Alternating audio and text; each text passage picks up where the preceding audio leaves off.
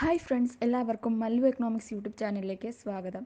ഇന്ന് നമ്മൾ ചർച്ച ചെയ്യാൻ പോകുന്നത് ഒരു മൈക്രോ എക്കണോമിക് തിയറിയാണ്, Marxian theory of distribution. Marxian theory of distribution എന്ന് പറഞ്ഞിട്ട് ഡിസ്ട്രിബ്യൂഷനെ സംബന്ധിച്ച് അല്ലെങ്കിൽ മൈക്രോ എക്കണോമിക്സിലെ ഒരു പ്രധാനപ്പെട്ട തിയറിയാണിത്. അപ്പോൾ ഈ Marxian theory of distribution theory എന്ന് പറയുന്നത് കാൾ മാർക്സ് 1867 കൊണ്ടുവന്ന ഒരു തിയറിയാണ്.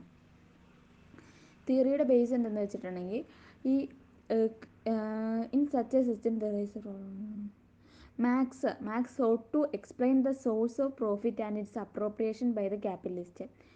അതായത് ക്യാപിറ്റലിസ്റ്റിൻ്റെ പ്രോഫിറ്റ് അല്ലെങ്കിൽ ക്യാപിറ്റലിസ്റ്റിന് കിട്ടുന്ന പ്രോഫിറ്റും അതിൻ്റെ അപ്രോപ്രിയേഷനെ സംബന്ധിച്ചാണ്, അതിൻ്റെ വിതരണത്തെ സംബന്ധിച്ച് അല്ലെങ്കിൽ അതിൻ്റെ അലൊക്കേഷനെ സംബന്ധിച്ചാണ് അതൊരു പ്രശ്നമായിട്ടെടുത്ത് മാർക്സ് ഈ തിയറി കൊണ്ടുവന്നത്. അതിനെയാണ് കൂടുതലായിട്ടും പരിഗണിച്ചത്. അപ്പോൾ നമുക്ക് ഈ തിയറി എങ്ങനെ വന്നു എന്ന് നോക്കാം. അതായത് in A primitive economic system, അതായത് സാധാരണ ഉണ്ടായിരുന്ന എക്കണോമിക് സിസ്റ്റത്തിൽ എങ്ങനെയാണ് ഫാർമേഴ്സ് അല്ലെങ്കിൽ ആർട്ടിസൻസ് ഒക്കെ അവരുടേതായ മീൻസ് ഓഫ് പ്രൊഡക്ഷൻ ഉണ്ടാക്കും. അതായത് അവർ എന്താണോ ലാൻഡിലേക്ക് ഇടുന്നത് അത് മൊത്തം ഔട്ട്പുട്ടായിട്ട് കിട്ടുന്നു, അത് അവർക്ക് അത് മൊത്തത്തിൽ അവർക്ക് ഉപയോഗിക്കാം.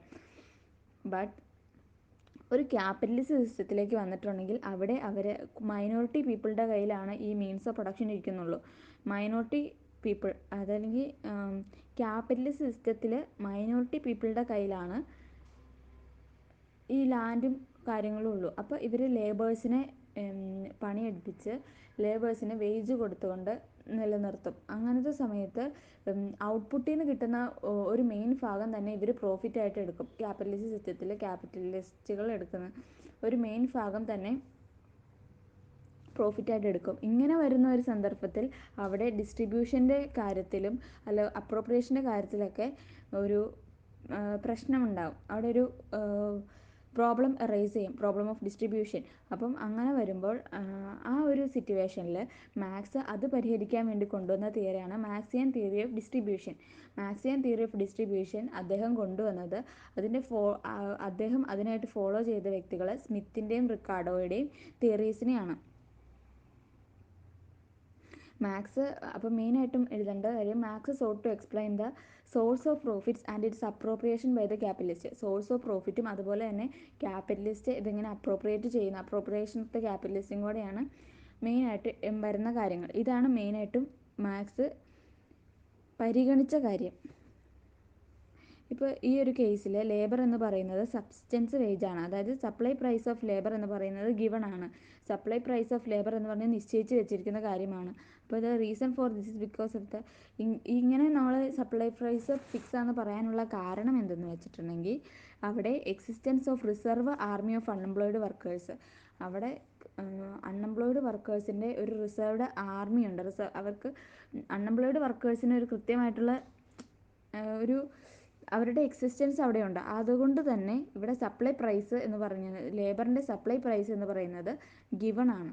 Accumulation plays an important role in both Ricardo's and Marx system. റിക്കാർഡോയുടെയും മാർക്സിൻ്റെയും ഒരേപോലത്തെ ഉള്ളൊരു കാര്യം എന്ന് പറഞ്ഞത് accumulation plays an important role in both Ricardo's and Marx system. Marx മെയിനായിട്ടും ഈ തിയറിയിൽ കൊണ്ടുവന്ന മാറ്റം, അതായത് കോൺസ്റ്റൻറ്റ് ക്യാപിറ്റൽ, വേരിയബിൾ ക്യാപിറ്റൽ എന്നിങ്ങനെ രണ്ട് രീതിയിലായിട്ട് ക്യാപിറ്റലിനെ തിരിച്ചു.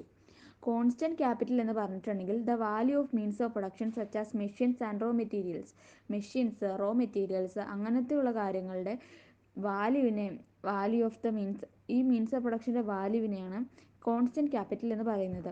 ഇത് റെപ്രസെൻ്റ് ചെയ്യുന്നത് ഒരു സ്റ്റോർഡ് അപ്പ് അല്ലെങ്കിൽ ഡെഡ് ലേബറായിട്ടാണ് കോൺസ്റ്റൻറ്റ് ക്യാപിറ്റലിനെ കണ്ടത്. അത് കോൺസ്റ്റൻ്റ് ആണെന്ന് പറയാൻ കാരണം എന്തെന്ന് വെച്ചിട്ടുണ്ടെങ്കിൽ വാല്യൂ ഓഫ് ഔട്ട്പുട്ടിലേക്ക് അവർ കൂടുതലായിട്ടൊന്നും ആഡ് ചെയ്യുന്നില്ല. ഈ കോൺസ്റ്റൻറ്റ് ക്യാപിറ്റൽ വാല്യൂ ഓഫ് ഔട്ട്പുട്ടിലേക്ക് വലിയ മാറ്റങ്ങളൊന്നും കൊണ്ടുവരുന്നില്ല. അതുകൊണ്ട് തന്നെ അവിടെ ഡെഡ് ലേബർ എന്നൊക്കെ പറയുന്നത്. മറ്റൊരു വശം ചിന്തിച്ചിട്ടുണ്ടെങ്കിൽ വേരിയബിൾ ക്യാപിറ്റൽ എന്ന് പറഞ്ഞിട്ടുണ്ടെങ്കിൽ പ്രൊഡക്ഷന് യൂസ്ഡ് അപ്പ് ആയിട്ടുള്ള കാര്യങ്ങൾ, വാല്യൂ ഓഫ് ലേബറൊക്കെയാണ്. ലേബറാണ് പ്രൊഡക്ഷന് യൂസ്ഡ് ആയിട്ടുള്ള കാര്യങ്ങൾ.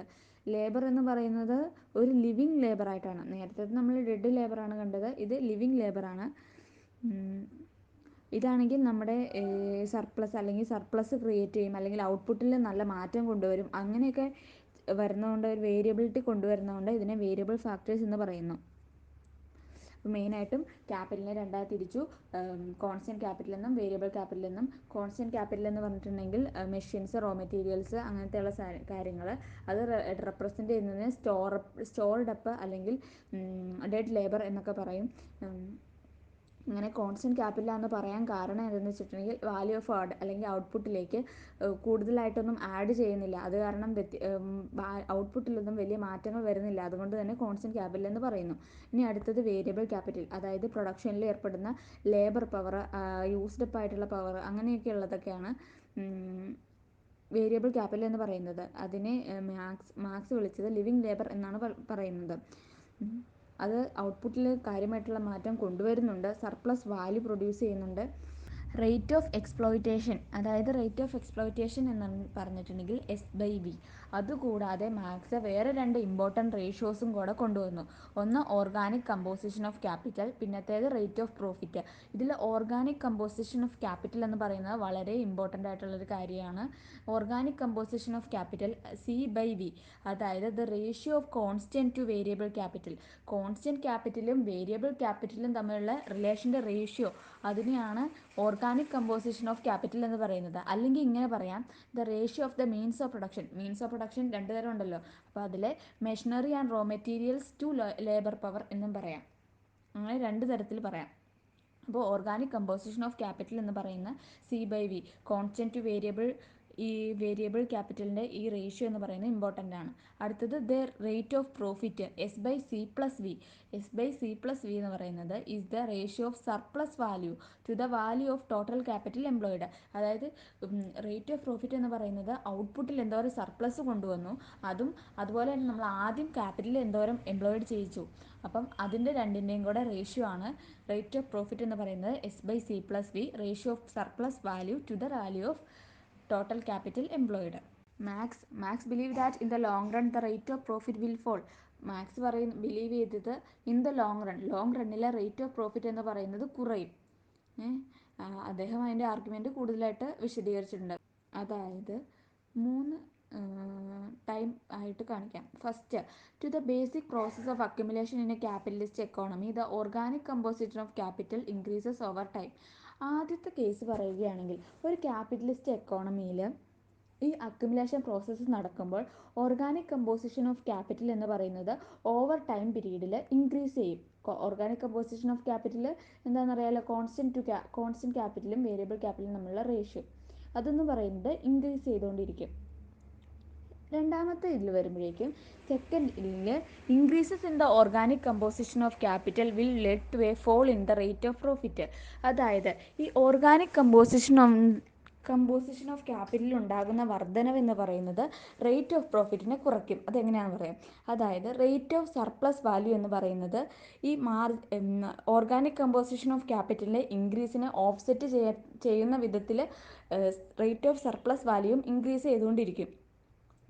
അതാണ് rate of surplus value increases sufficiently to offset the increase in the organic composition of capital എന്നാണ് പറയുന്നത്. ഇനി തേർഡായിട്ട് പറയുകയാണെങ്കിൽ, ലോങ് റണ്ണിൽ ഈ റേറ്റ് ഓഫ് സർപ്ലസിൽ ഉണ്ടാകുന്ന ഇൻക്രിമെൻറ്റ് എന്ന് പറയുന്നത് ഓർഗാനിക് കമ്പോസിഷൻ ഓഫ് ക്യാപിറ്റലിൻ്റെ ഇൻക്രീസിനെ ഓഫ്സെറ്റ് ചെയ്യാൻ പറ്റത്തില്ല. ഫുള്ളി ആയിട്ട് അതിനെ ഒരു ഇത് കൊണ്ട് ഫുള്ളി ആയിട്ട് ഓഫ്സെറ്റ് ചെയ്യാൻ പറ്റത്തില്ല. അപ്പം അവിടെ എന്ത് ചെയ്യും, റേറ്റ് ഓഫ് പ്രോഫിറ്റ് കുറയാനുള്ള ടെൻഡൻസി ഉണ്ടാകും എന്നാണ് പറയുന്നത്. ഒന്നുകൂടെയും പറയാം. ആദ്യത്തെ ഇതിൽ എന്താണെന്ന് വെച്ചിട്ടുണ്ടെങ്കിൽ, ഓർഗാനിക് കമ്പോസിഷൻ ഓഫ് ക്യാപിറ്റൽ എന്ന് പറയുന്നത് ടൈം പീരീഡ് കൂടുന്തോറും ഇൻക്രീസ് ചെയ്തുകൊണ്ടിരിക്കും. ഈ ഓർഗാനിക് കമ്പോസിഷൻ ഓഫ് ക്യാപിറ്റൽ എന്ന് ഇൻക്രീസ് ചെയ്യുന്നത് റേറ്റ് ഓഫ് പ്രോഫിറ്റ് ഫോളോ ചെയ്യാൻ കാരണമാകും. അതെങ്ങനെയാണെന്ന് വെച്ചിട്ടുണ്ടെങ്കിൽ, റേറ്റ് ഓഫ് സർപ്ലസ് വാല്യൂ കൂടിക്കൊണ്ടിരിക്കും. എന്തിന്, ഈ ഓർഗാനിക് കമ്പോസിഷൻ ഓഫ് ക്യാപിറ്റലിൽ ഇൻക്രീസ് ഉണ്ടാകുന്ന ആ ഇൻക്രീസിനെ ഓഫ്സെറ്റ് ചെയ്യാൻ വേണ്ടിയിട്ട് റേറ്റ് ഓഫ് സർപ്ലസ് വാല്യൂവും കൂടിക്കൊണ്ടിരിക്കും. പക്ഷേ കുറച്ചും കൂടെ കഴിയുമ്പോൾ അതിന് ഫുള്ളി ആയിട്ട് അതിനെ ഓഫ്സെറ്റ് ചെയ്യാൻ കഴിയത്തില്ല. അങ്ങനെ വരുന്ന സാഹചര്യത്തിൽ റേറ്റ് ഓഫ് പ്രോഫിറ്റ് എന്ന് പറയുന്നത് താനെ താഴ്ന്നു പോകും ലോങ് റണ്ണിൽ. അപ്പം ആക്സിയൻ തിയറി ഓഫ് ഡിസ്ട്രിബ്യൂഷൻ എന്ന് പറഞ്ഞിട്ടുണ്ടെങ്കിൽ കാൾ മാർക്സ് കൊണ്ടുവന്ന ഒരു തിയറിയാണ്. പ്രോബ്ലം ഓഫ് ഡിസ്ട്രിബ്യൂഷൻ അല്ലെങ്കിൽ owns of the means of production, അതിൻ്റെയൊക്കെ ക്യാപിറ്റലിസ്റ്റ് എക്കോണമിയിൽ ഉണ്ടാകുന്ന മാറ്റത്തെ അംഗീകരിച്ച് അല്ലെങ്കിൽ അതിനെ പരിഗണിച്ചുകൊണ്ട് ഉണ്ടാക്കിയൊരു ഡിസ്ട്രിബ്യൂഷൻ തിയറിയാണിത്. സ്മിത്തിനെ റിക്കാർഡോനെയാണ് ഇതിൽ അദ്ദേഹം ഫോളോ ചെയ്തത്. അപ്പം ഇതിൽ രണ്ടുപേരുടെയും തിയറിയിൽ പറയുന്ന കാര്യം എന്ന് പറഞ്ഞിട്ടുണ്ടെങ്കിൽ അക്യുമുലേഷൻ എന്ന് പറയുന്നത് ഭയങ്കര ഇമ്പോർട്ടൻ്റ് ആണ്.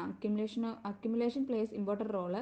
റേറ്റ് ഓഫ് പ്രോഫിറ്റ് ഫോളോ ചെയ്യുകയാണ്. റിക്കാർഡോയുടെ കാര്യത്തിലാണെങ്കിലും മാർക്സിൻ്റെ കാര്യത്തിലും റേറ്റ് ഓഫ് പ്രോഫിറ്റ് എന്ന് പറയുന്നത് ഫോളോ ചെയ്യുകയാണ്. അപ്പം ഇതിനായിട്ട് മാർക്സ് ക്യാപിറ്റലിനെ കോൺസ്റ്റൻറ്റ് ക്യാപിറ്റലിൽ നിന്നും വേരിയബിൾ ക്യാപിറ്റലിൽ നിന്നും രണ്ടായിട്ട് തിരിച്ചു. കോൺസ്റ്റൻറ്റ് ക്യാപിറ്റലും വേരിയബിൾ ക്യാപിറ്റലും തമ്മിലുള്ള അതിൻ്റെ റേഷ്യോനെ ഓർഗാനിക് കമ്പോസിഷൻ ഓഫ് ക്യാപിറ്റൽ എന്ന് പറയുന്നു. അത് കഴിഞ്ഞ് റേറ്റ് ഓഫ് പ്രോഫിറ്റ് കൊണ്ടുവന്നു. റേറ്റ് ഓഫ് പ്രോഫിറ്റ് എന്ന് പറഞ്ഞിട്ടുണ്ടെങ്കിൽ rate of surplus value to the value of capital employed ആണ്.